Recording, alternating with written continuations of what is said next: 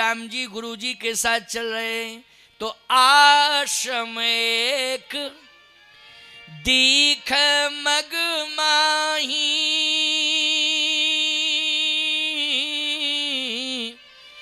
ओ खग मृग जीव जंतु तह नाही। आश्रम दिखाई दिया तो न खग है न मृग है न वहां संत है, वृक्ष जितने भी थे सब सूख गए। भगवान राम बोले ये कैसा आश्रम, वृक्षों को संभाल के रखना चाहिए, ये वृक्ष आज सूख गए हैं, संकेत दे रहे हैं कि प्रदूषण आ गया है। वृक्ष वहीं पर सूखते हैं जहां प्रदूषण ज्यादा हो जाता है। बोलो भाई, भगवान राम ने कहा ये वृक्ष संकेत दे रहे हैं कि इस आश्रम में प्रदूषण आ गया है, इसलिए आश्रम के वृक्ष सूख गए हैं। विश्वामित्र ने कहा हाँ राम, प्रदूषण आ गया है। कौन सा प्रदूषण? कहा थोड़ा अंदर तो प्रवेश करो। जैसे ही राम जी ने आश्रम में अंदर प्रवेश किया, भगवान राम को बेचैनी बढ़ गई। अरे आश्रम में बेचैनी क्यों बढ़ती जा रही? कहा थोड़ा सा और आगे बढ़ो। और जैसे ही थोड़ा और आगे बढ़े, वहां एक पत्थर की चट्टान दिखाई दे गई, उसमें नारी की आकृति है।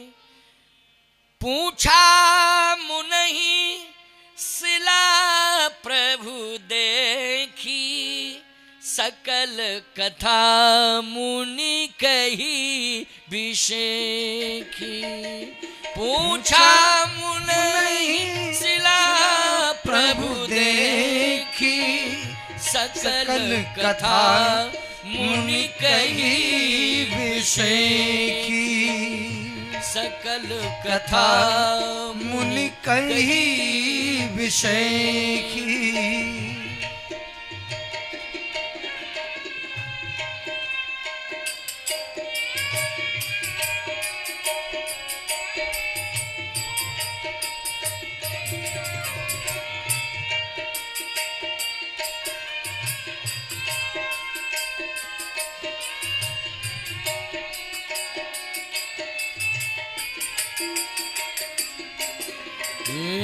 सकल कथा मुनि कही विषेखी। सकल कथा मुनि कही विषेखी। पूछा मुनि शिला प्रभु देखी, सकल कथा मुनि कही विषेखी। अहिल्या के बारे में पूरी की पूरी स्थिति परिस्थिति का वर्णन, अहिल्या के साथ जो घटना घटी उस घटना क्रम का वर्णन विश्वामित्र जी महाराज ने अपनी वाणी से किया। लेकिन गोस्वामी जी ने कहा कि घटनाक्रम का वर्णन तो कर रहे हैं विश्वामित्र जी महाराज, लेकिन सकल कथा मुनि कही विषेखी। कथा लक्ष्मण जी बोले ये कथा है ही नहीं, ये तो व्यथा है। क्योंकि विश्वामित्र जी अहिल्या के बारे में जो बता रहे थे तो ये कह रहे थे कि महाराज ऐसी घटना घटी, रामभद्रजू ऐसी घटना घटी कि इस आश्रम में इंद्र आया था। अच्छा, इंद्र ने ऋषि पत्नी अहिल्या के साथ छल कर दिया। गौतम जी भ्रमित हो गए थे। जब गौतम जी के भ्रम का निवारण हुआ तो गंगा के तट को छोड़ करके पुनः आश्रम में आए, और जैसे इंद्र को देखा तो एकदम क्रोध में आके इंद्र को श्राप दे दिए कि जा इंद्र, मैं तुझे श्राप देता हूं, तू सहस्त्र योनिज हो जा। और क्रोध आया अहिल्या के ऊपर, मैं तुझे श्राप देता हूं कि तू पत्थर हो जा। तो इंद्र रोगी बन गया और अहिल्या पत्थर की हो गई। इंद्र के रोम रोम से रक्तस्राव होने लगा। देखो प्यारे, जीवन में भोगी बनोगे तो रोगी हो जाओगे। ये भोग रोग का निमंत्रण देते हैं, भोग रोगों को आमंत्रित करते हैं। इसलिए कोशिश करो भोगों से जितना दूर रहा जा सके उतना दूर रहो। ये संसार के जितने भी भोग हैं, इन्हीं के द्वारा हमें रोग मिला है। बोलो मिला है कि नहीं, सही बताओ। मिला है, आपने भी स्वीकार किया मिला है। योगी बनो। अगर आप बुद्धिजीवी हैं तो आप श्रमजीवी बने, आप भोगी ना बने। आप बुद्धिजीवी हैं तो आप भोगी ना बने, आप श्रमजीवी बने। बुद्धि और श्रम का समावेश होना चाहिए। अगर बुद्धिजीवी श्रमजीवी हो जाएगा तो रोग कोसों दूर रहेगा। बोलो रहेगा कि नहीं रहेगा? और बुद्धिजीवी यदि श्रमजीवी नहीं होगा तो रोगी हो जाएगा कि नहीं? अनंत वैभव को प्राप्त कर ले, संसार के समस्त भोगों को अर्जित कर ले, लेकिन रोग जब आएगा तो याद रखना उस समय डॉक्टर यही कहेगा मूंग की दाल का पानी और बिना घी की रोटी खाओ। तो फायदा क्या है बोलो भाई? हम कलकत्ता गए थे कार्यक्रम में, दिशा चैनल से एक प्रोग्राम प्रसारित हुआ था, वो वीके विरला ने कराया था। वसंत कुमार जी उस समय जीवित थे, क्योंकि बसंत जी 94 या 92 साल की आयु में उनका निधन हुआ। तो बहुत अच्छा कार्यक्रम रविंद्र भवन में हुआ था। कहाँ हुआ था? रविंद्र भवन में। दिशा चैनल से उसका प्रसारण हुआ था। उसकी मेरे यूट्यूब चैनल में वो प्रोग्राम भी पड़ा हुआ है, कभी कभी देखने को। और उसमें जानते हो कितने संत आए थे? उसमें लगभग देश के लब्ध प्रतिष्ठित 10-11 संत थे। जैसे मैं नाम बता दूं आपको, एक तो पथमेड़ा के स्वामी दत्त शरणानंद जी थे, जो सबसे बड़ी, विश्व की सबसे बड़ी गौशाला है। अभी गोपाष्टमी से उनके यहाँ बहुत विशाल कार्यक्रम होने जा रहा है पथमेड़ा में, गौशाला में। तो उन्होंने मुझे भी आमंत्रित किया है। तो स्वामी दत्त शरणानंद जी थे, गुरु शरणानंद जी थे वृंदावन वाले, गीता मनीषी ज्ञानानंद जी थे, भक्तमाल के बहुत अच्छे वक्ता संत श्री राजेंद्र दास जी भी थे, स्वामी गिरीशानंद जी अखंडानंद जी के परम प्रिय कृपा पात्र शिष्य स्वामी श्री गिरीशानंद जी महाराज थे। गिरीशानंद जी तो संयोजक ही थे उस कार्यक्रम के। और स्वामी मुक्तानंद जी थे, बाबा कल्याण दास जी अमरकंटक से पधारे थे, मैं स्वयं था, और भी संत थे। ये बोलो, ये लब्ध प्रतिष्ठित संत हुए कि नहीं देश के? बिरला परिवार का विशेष सहयोग था।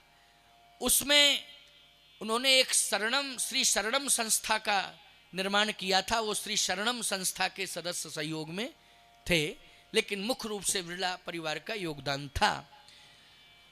तो मैंने वहां देखा कि उनके और भी सहयोगी पूंजीवादी लोग आए थे, सब बिरला जी के साथ जो उनके सहयोगी पूंजीवादी थे वो भी सब थे। तो मैंने उनसे पूछा कि तुम सब ठीक ठाक हो, प्रसन्न? बोले महाराज और तो सब ठीक है, लेकिन शरीर ठीक नहीं है। अरे क्या हो गया? कहे महाराज बीमारियों ने घेर लिया है। अरे तो इलाज कराओ। इलाज तो कराया और अभी चल रहा है, लेकिन महाराज परहेज बहुत जबरदस्त बता दिया। मैंने कहा परहेज क्या बताया? बोले मूंग की दाल का पानी और पतली रोटी का ऊपर का छिलका, बस वही खा सकते हैं और कुछ नहीं। अब बोलो भाई, सोचो जरा, ऐसा भोजन तो पक्षी नहीं करते हैं। क्यों भाई? क्यों भाई? पक्षी, जो छोटे छोटे पक्षी जिनकी जरा सी चोंच लगी है, हैं, वो भी जो है इतना हल्का भोजन नहीं करते। करते क्या है? ये पक्षियों से भी बदतर हो गए। शरीर है 100 किलो का, शरीर है 100 किलो का, और भोजन है 100 ग्राम नहीं है। काय का 100 ग्राम? भोजन 100 ग्राम क्या है प्यारे? बोलो, ये जिंदगी भोगों ने इतना विवश कर दिया है, उन्हें मजबूर कर दिया है कि तब तुम जी पाओगे जब तुम मूंग की दाल का पानी और पतली रोटी का ऊपर का भाग ग्रहण करोगे, तब तुम जी पाओगे। ये मजबूर किसने किया? जल्दी बोलो। भोगों ने मजबूर किया है। और यदि बुद्धि के साथ श्रम होता तो बोलो ये रोग कभी आ सकते थे क्या? नहीं आ सकते थे। इसलिए बुद्धिजीवियों को श्रमजीवी होना चाहिए, श्रम और बुद्धि का समावेश होना चाहिए। तो आज इंद्र ने अपनी बुद्धि भोग में लगा दी। बोलो, इंद्र ने अपनी बुद्धि भोग में लगाई तो श्राप दिया है गौतम ऋषि ने, रोगी हो जाओ। बोलो, कौन सा श्राप दिया? कि तुम रोगी हो जाओ। रोम रोम से रक्तस्राव हो रहा है इंद्र के प्यारे। आज श्राप मिल गया, रोगी बन गया। और अहिल्या से कहा कि तू पत्थर हो जा। क्यों? क्योंकि तू ब्रह्मा की बेटी है। किसकी बेटी है? ब्रह्मा की बेटी है। तुझे मालूम नहीं है कि तेरा बाप बुद्धि का देवता है। ब्रह्मा किसका देवता है? बुद्धि का देवता। गौतम ऋषि ने कहा तू अपने बाप को भूल गई? जिसने तुझे जन्म दिया है ब्रह्मा बुद्धि का देवता है। तू भी बुद्धि ही है, लेकिन आज मैं श्राप देता हूं कि तू पत्थर हो जा। क्योंकि बुद्धि जब वासना की ओर आकर्षित होती है तो उसमें जड़ता आ जाती है। इसलिए मैं श्राप देता हूं कि तू पत्थर की हो जा। इंद्र से कहा तू रोगी हो जा, और अहिल्या से कहा तू पत्थर हो जा। क्योंकि तू जड़, तेरी बुद्धि पर पत्थर पड़ गया था, पत्थर पड़ गया था, इसलिए जड़ हो जा। अहिल्या कहती है कि गौतम ऋषि से कि महाराज जरा सुनिए तो, एक सेकंड मेरी बात। हाँ सुना। क्या सुनाना चाहती है? सुना। कांप रही है अहिल्या, क्योंकि गौतम ऋषि